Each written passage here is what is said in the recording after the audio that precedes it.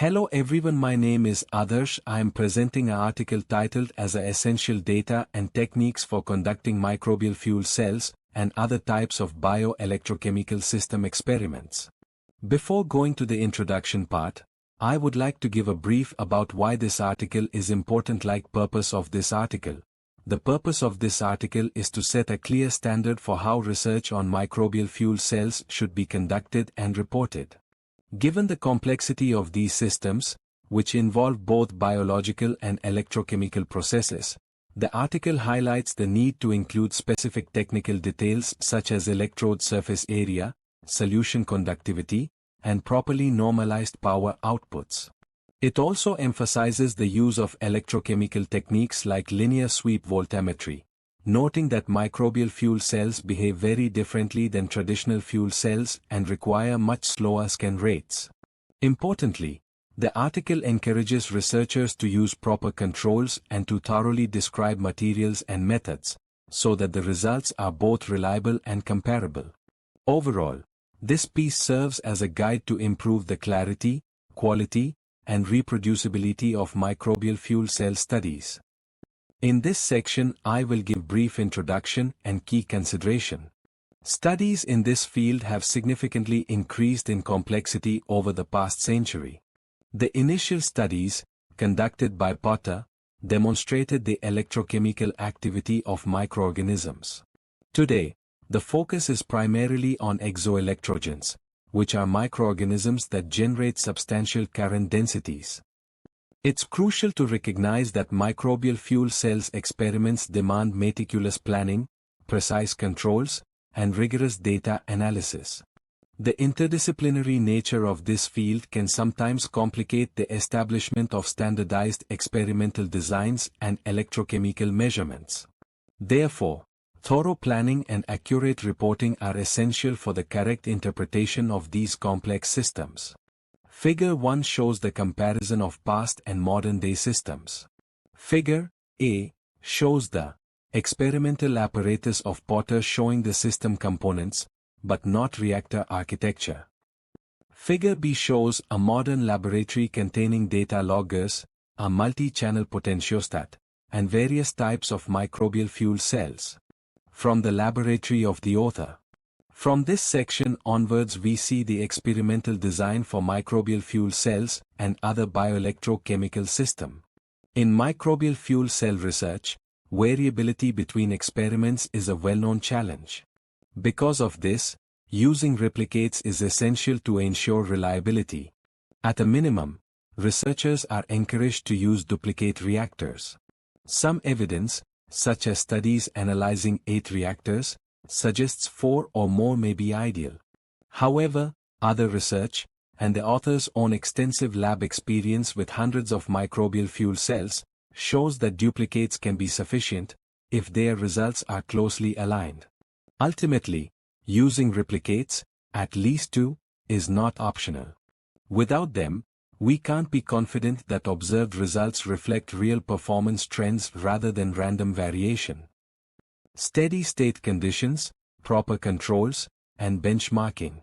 In MFC studies, there are a few essential practices researchers must follow to ensure the reliability of their results. First, if you are using a continuous flow reactor, it's critical to demonstrate stable current generation over time. For fed-batch systems, you need reproducible cycles of power generation to confirm system stability.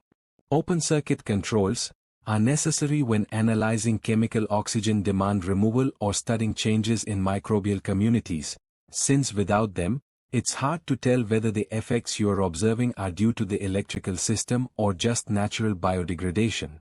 When designing new electrode materials, benchmarking is everything.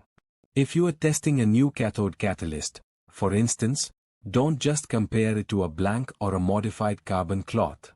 You should compare it side by side with a standard, like platinum on carbon cloth, under identical conditions. This is what allows us to truly assess how good the new material is compared to the best-known performance. Here we briefly discuss about substrates and catalytes. Substrate type plays a major role in microbial fuel cell performance. Acetate is the most effective, consistently producing the highest power densities because it's easily broken down by microbes. In contrast, wastewaters lead to lower and more variable outputs due to their complex and inconsistent composition. When preparing or diluting test solutions, it's critical to maintain conductivity. Low conductivity can artificially lower performance by increasing internal resistance, which leads to misleading results. Lastly, coulombic efficiency is typically higher with acetate. This is due to shorter cycle times and reduced oxygen leakage, both of which improve efficiency. Catholytes. When evaluating microbial fuel cells, it's important to use realistic catholytes. While some lab studies use electron acceptors like ferricyanide or permanganate, these should be avoided because they aren't suitable for scaling up. They are expensive, not sustainable, and don't reflect practical conditions. Instead, using oxygen as the catholyte is more relevant for real-world applications.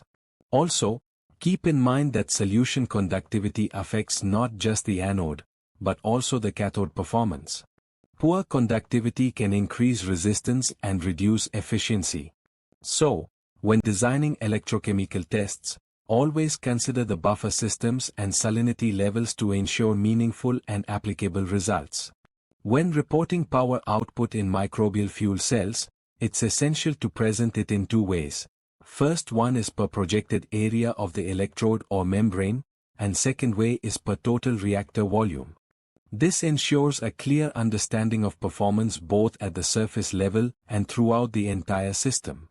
Also, when sharing power densities, always use significant figures, include standard deviations, and double-check your units to avoid any confusion or misinterpretation.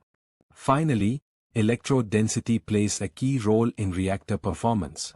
To maximize current or power output per volume, it's crucial to maintain a high density of electrode surface area, as more surface area allows for more efficient microbial interactions.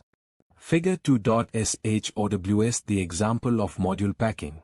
A single anode-cathode pair 10 cm thick would produce a specific surface area of 10 m² per meter cube, based on one electrode with a projected area of 1 m².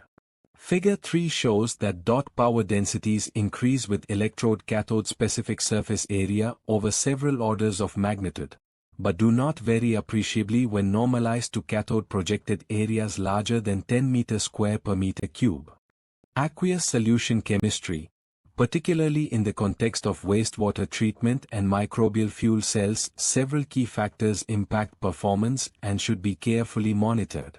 Solution conductivity plays a crucial role in power generation, so it's important to maintain consistent conductivity during dilution to ensure accurate power measurements.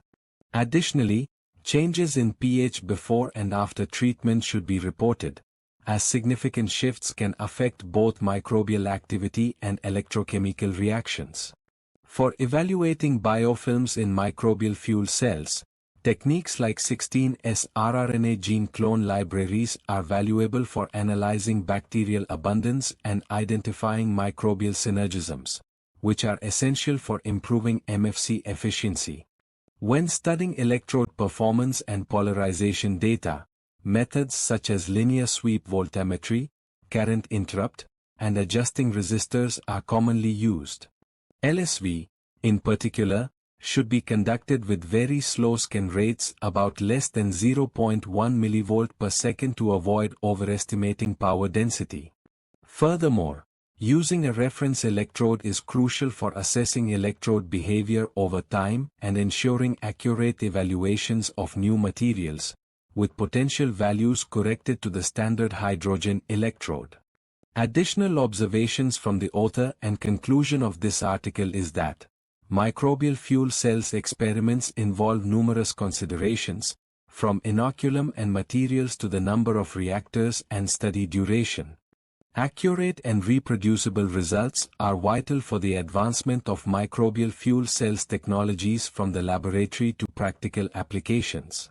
It is important that reviewers ensure that published studies are credible, error-free, and supported by robust data and sound science. Agreement on these key aspects will foster the development of more reliable microbial fuel cells results and facilitate the transition of these technologies towards commercial use. Thank you so much for listening carefully.